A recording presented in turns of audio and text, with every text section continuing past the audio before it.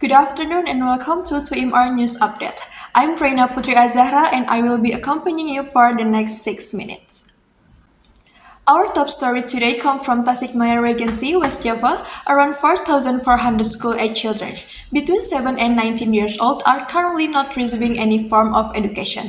This is a part of bigger problem. As of April 2026, nearly 28,000 residents in the Regency are recorded as out-of-school individuals. Although the number is slightly lower than last year, local authorities say the situation is still serious. The average length of schooling in Tasikmalaya is only 7.95 years, which is equal to around the first year of junior high school. This shows that access to education remains a major challenge for many families. So, what is happening behind these numbers?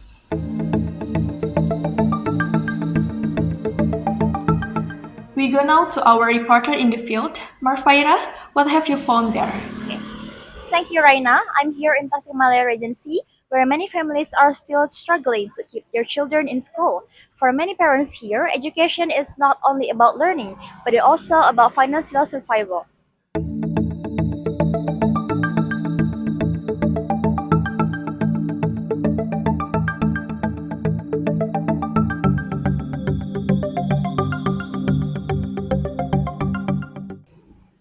All right, I'm now with one of the parents who has experienced this situation directly. And good afternoon, ma'am. Thank you for joining with us. Can you tell us what happened with your children's education?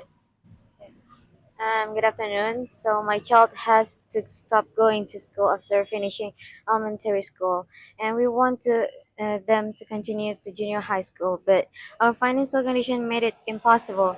My husband works as a daily laborer, and sometimes the income is not enough even for our daily needs. Okay. So even basic school expenses became too difficult to manage? Uh, yes, exactly. Even though public school is supposed to be affordable, there are still transportation costs, uniforms, books, and other school needs. We simply could not afford all of that. That must be very difficult as a parent. How do you feel about your child having to stop the school? Of course, I feel very sad, and every parent wants their child to have a better future. I do not want my child to stop dreaming just because we are poor. Education should not depend on money. A very strong message from a parent who only wants a better future for her child.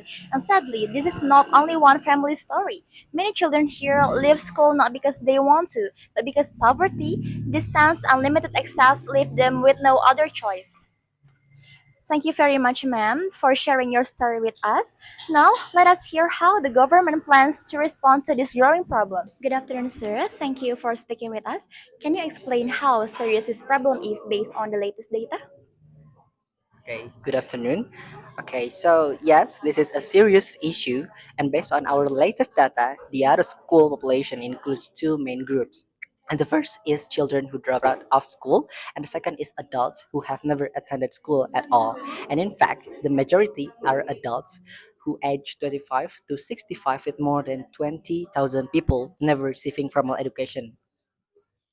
So this means the problem is not only affecting children, but it also shows a long-term education gap in the region. That is correct. And even though the number has slightly decreased, it is still very high. That is why we say the work is far from behind or on finished, and that is not a short-term issues, and it needs long-term solutions. All right. So what specific actions are being taken to solve this problem? Okay, so to solve this problem, we are strengthening community learning center or PKBM as an alternative education for people who cannot attend formal school. And we are also working with the civil registration agency to improve data accuracy. In addition, we are coordinating with Islamic boarding schools so students there are not mistakenly recorded as out of school. And there is also a new special program for children from vulnerable families, correct? Yes, and that is also correct. And that is the Sekolah Rakyat or People's School Program. It is designed for children who from low-income families, school dropouts, and those who did not continue after elementary schools. And our goal is simple: we want to make sure that no child in Tasikmalaya, of course, is left behind, and every children, because every child deserves the chance to learn. Okay, thank you very much for your explanation, sir. With these efforts, the government hopes to improve access to education and create better opportunities for future generations. Raina, back to you in studio. Thank you, Marvayra, for that report.